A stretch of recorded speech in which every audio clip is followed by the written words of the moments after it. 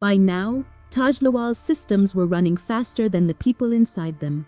What began as scams had evolved into signals, patterns, loops of activity that looked like culture, sounded like brands, but were all orchestrated from the silence of his design.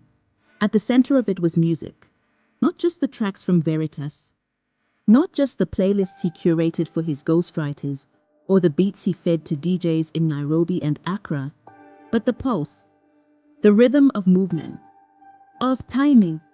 He believed music was math for the body. And if you could understand the body's reaction to sound, you could shape behavior.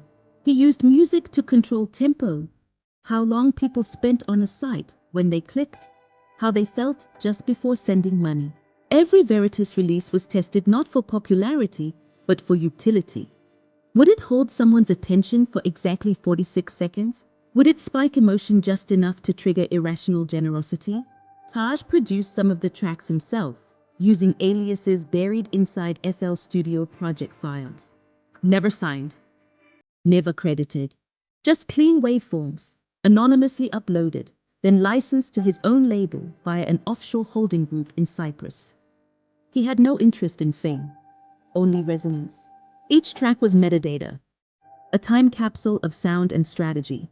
He used Afrobeat percussions to build urgency, lo-fi melodies to create calm, layered harmonies to confuse algorithms.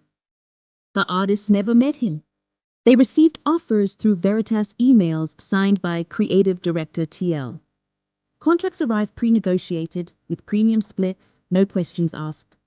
Sessions were held in rented studios where cameras were forbidden and producers never stayed longer than needed.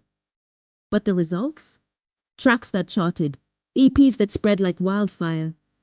Not because they were pushed, but because they were engineered to travel. Ty even created fake fans.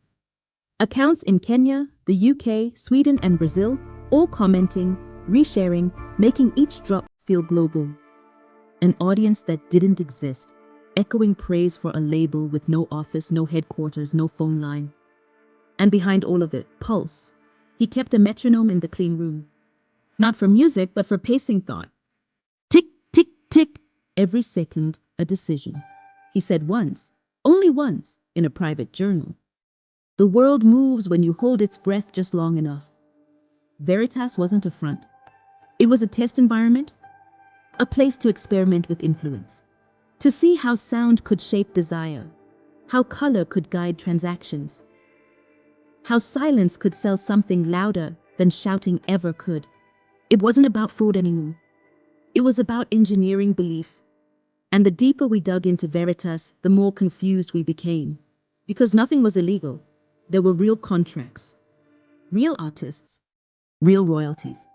But every path still circled back to a man no one could name. A man who never showed his face. A man who was playing Lagos like a vinyl record.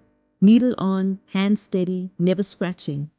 And we realized something too late. You can't investigate a sound. You can only feel it. And by then you're already moving to it.